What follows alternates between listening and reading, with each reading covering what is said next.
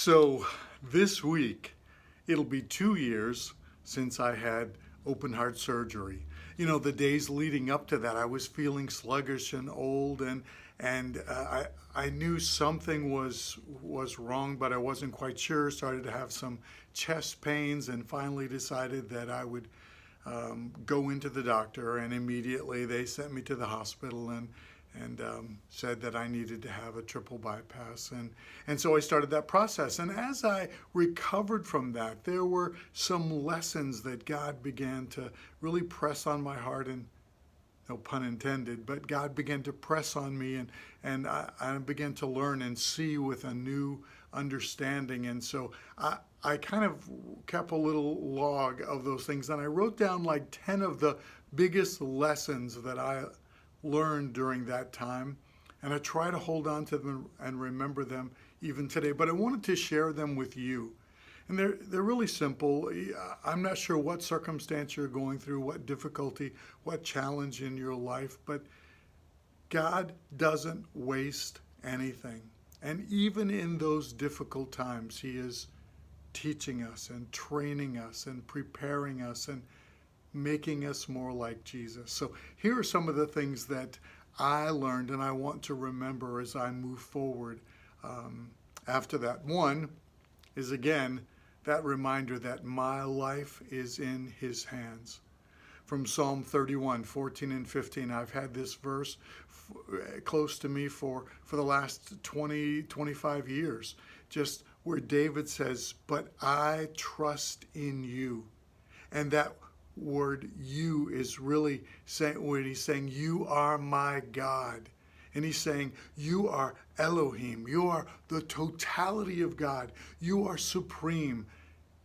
And so I trust in you because you are my God, and my life is in your hands."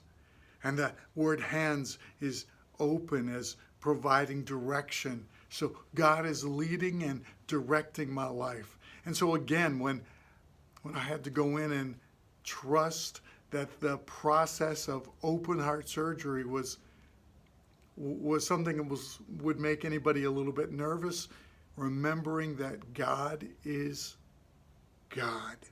He is supreme. He has all control and power, and my life was in His hands. Later, I watched a YouTube video, which I probably shouldn't have done, but watching a YouTube video of that surgical process and watching someone else have that done and have them open up your chest and stop the heart and then lift it up and begin to cut away at it. And when they're finished, put it back in and start that heart again.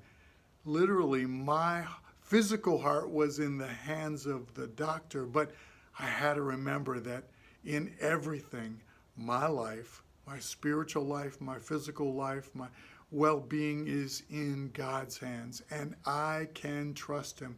David says, "But I trust you because you are my God, and my life is in your hands." Love that verse. The second thing is keep perspective. We often think that what we're going through is like the biggest thing in the world because often it's all about us. And so we see things through our own perspective. When I first went to the doctor and he told me what he thought it was, and he was sending me across the parking lot to see a cardiologist, I carried the paperwork to that cardiologist, and as I crossed the parking lot, I met a lady from our church. And I'm thinking about me and my problem and what's written on this paper and what was about to happen to me, and everything was about me and my life. And I met her and we greeted each other, and I'm so glad I didn't lead with, you know what's going on with me? Instead, I said, "So what's up with you? Why are you here?" And she gently began to say to me, "I just saw the doctor again, and I have stage 4 cancer, and there's nothing more they can do. This is going to be the end." How quickly I took that paper that was in my hands and put it behind me. Suddenly that was nothing. And we talked together and we cried a little bit, and I prayed for her, and we encouraged one another, and we went on. But it helped to put everything I was going through in perspective.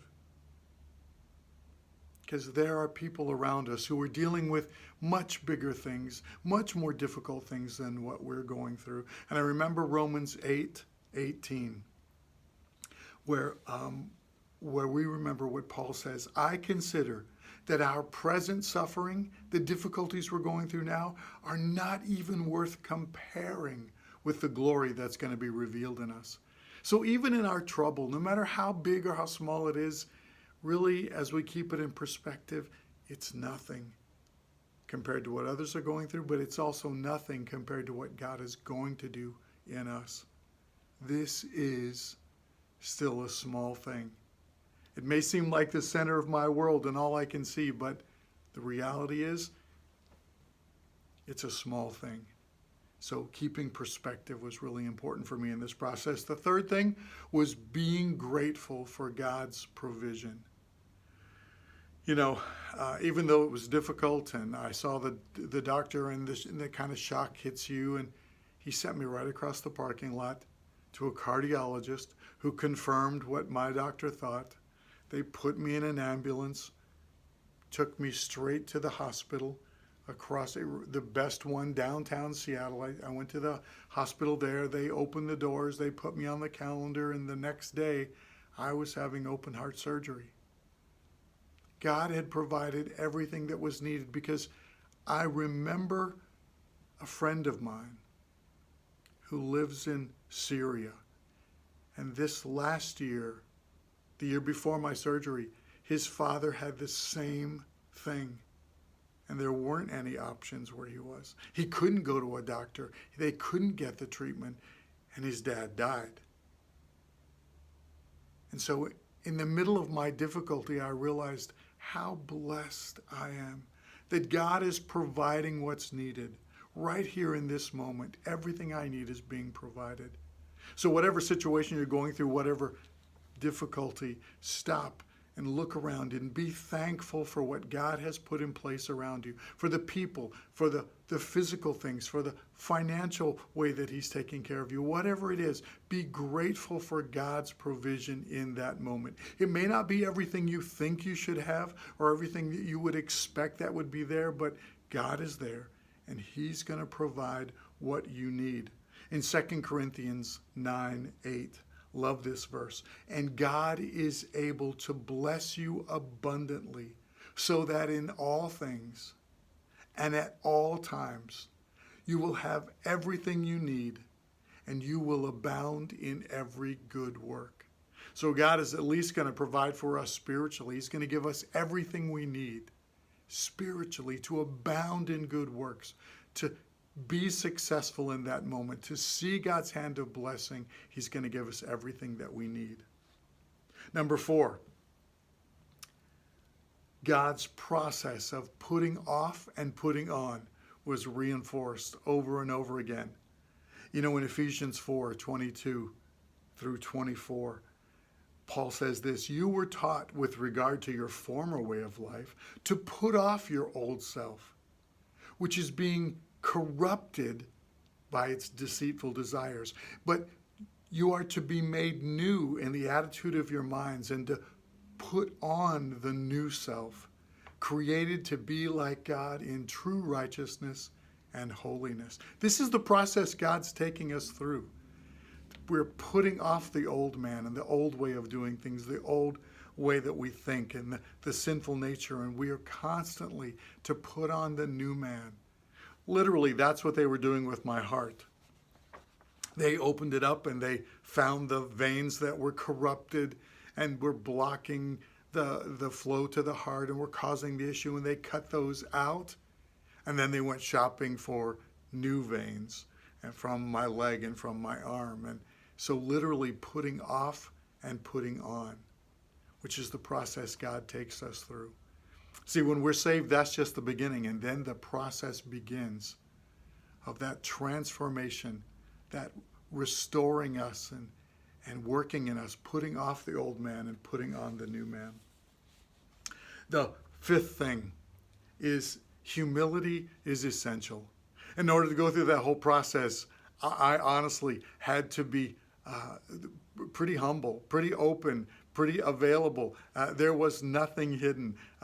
People are looking at every part of my body and asking all kinds of questions, probing, examining, looking. It's like I I just had to be available. I had to be open and transparent. I had to be humbled, and I was really humbled.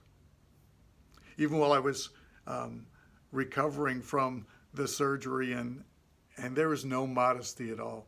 The beautiful nurse, a woman about my age, and she's helping me, and I'm feeling already a little humbled and embarrassed, and she just very quietly said, I've been trying to get into the membership class at Canyon Hills, but my schedule just hasn't allowed it. And suddenly I realized this woman knows me.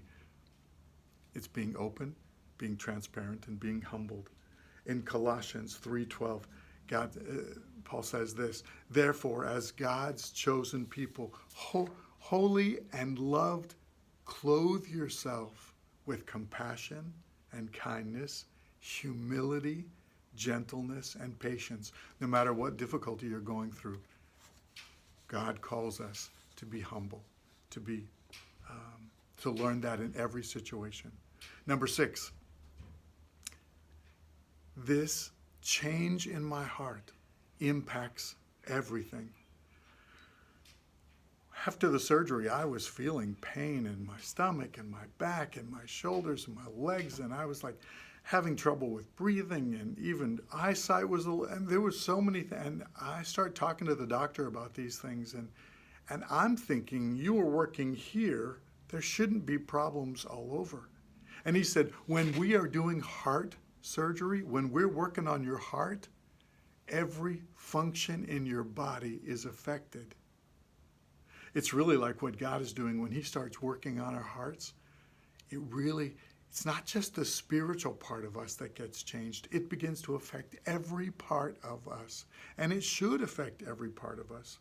In Mark 12:30, Jesus reminds us of what he's been saying from the beginning. Love the Lord your God with all of your heart and your soul and your mind and your strength. He's saying it should affect every part of you, all of you. In your worship of God should be involved. And that surgery reminded me that this is going to affect every part of my life, that knowing Jesus, walking with him, being transformed, that sanctification process is going to affect every part of my life. My finances, my purity, my interactions with people, my temper, every part of me is going to be affected by this. Number 7, the process of healing is slow. They told me that at the beginning it's going to take a while, but we're so impatient, we want it to happen quickly, or that's the way a regular person is. But I heal quickly, I'll bounce back, and we expect everything to be done quickly. But it took longer than I thought, and I had to go slower than I thought to allow that process of healing to happen. See, as God begins to work in us, it's not all going to happen right away. It's a process of transformation, a process of sanctification, and we need to be patient with what God is doing. Philippians 2:13, it says, for it is God who works in you to will and to act in order to fulfill his good purpose. See, God has the goal in mind, God has a purpose, and he's the one working, and we need to trust him and be patient with what he's doing in us. We can't rush it and do it on my schedule. I have to trust him. Number 8, to understand the great cost of this rescue. I think this was a pretty emotional time for me after the surgery was done and I was beginning to heal, and I started to get the bills. And I saw the incredible cost of providing the ambulance and the surgery and the room and the paying the staff and all the tests and everything involved. It was enormous. Graciously, God had provided for us, so a bulk of it was paid by insurance. But when you see the cost of it, there was this huge emotional response from me. That's too much. That's too much. And what I was really feeling is, I'm not worth that. I'm not worth that amount of money. And then it was like God saying to me that I was worth it enough for him to send his son to pay the price of my sin. That great cost of what he paid to rescue me spiritually, this cost to rescue me physically couldn't even compare. In 1 Peter 1, 18 and 19, Peter reminds us that it was not with perishable things like silver and gold that you were redeemed, but you were rescued by the precious blood of Christ, a lamb without spot or blemish. See, what God paid to rescue us was even more. And we ought to be grateful for that. Number 9, the scars are reminders and testimony of what God has done. Every day, I see that scar on my chest. Every day, I see the scar on my arm. And I'm reminded of what God did to rescue me. In the same way, I bear on my spiritual heart the marks of what God has done to rescue me and to save me, to transform me and change me. We're being worked on. And there are some scars in our past and some difficulties we've been through that leave an impact on us. And yet they become reminders of the grace and the mercy of God and what he's done in my life. So now those scars, they don't remind me of the trauma of the situation or the challenges of the situation. They remind me of God's rescue and his provision. In Galatians 6, 17 and 18, Paul says, I bear on my body the marks of Jesus, the grace of our Lord Jesus Christ. So we ought to, as we look back and remember what God has done, we ought to be encouraged because those scars, those marks are our testimony of how God rescued me, how God walked with me through a difficult time, how he was there with me. He was everything I needed in that moment. So keep your eyes on the testimony of your rescue. And then number 10, the last thing was my attitude toward the repair.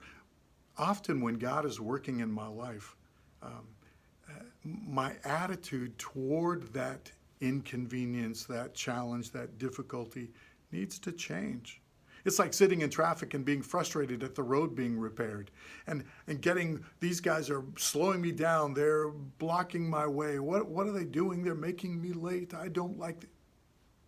Same way with that heart thing. What is happening? I'm going to have to take time off work. This is not good. This is not convenient. But the same way with sitting in traffic, you suddenly realize, wait, they are repairing this road and making it wider for me so that soon I'll be able to go down this road very conveniently with lots of space, faster time. They're doing this for my good. Well, a similar way when we're going through some kind of a surgical procedure, it's being done for my good. And so I have to accept it, receive it, welcome it as from God's hand. And so when God takes you through a challenge or a difficult situation, we have to receive it as from him and change our perspective on it and welcome what God is doing in us. James 1 starts out, verses 2 through 4. That's how he begins when he says, consider it a pure joy, my brothers and sisters, whenever you face trials of many kinds, because you know that the testing of your faith is going to produce perseverance, and perseverance, when it finishes its work, you might be mature and complete, lacking nothing. That's God's goal for us. So whatever situation you're facing, whatever difficulty or challenge, remember that God is working in you. Our life is in his hands, and he has a process to make us more like Jesus. So instead of fighting and grumbling, we look to see God's hand and to see what he's doing. I hope this has encouraged you in the middle of your situation to remember that God is at work. And let's let him do his work, cooperate with him, and see what he'll do. Amen.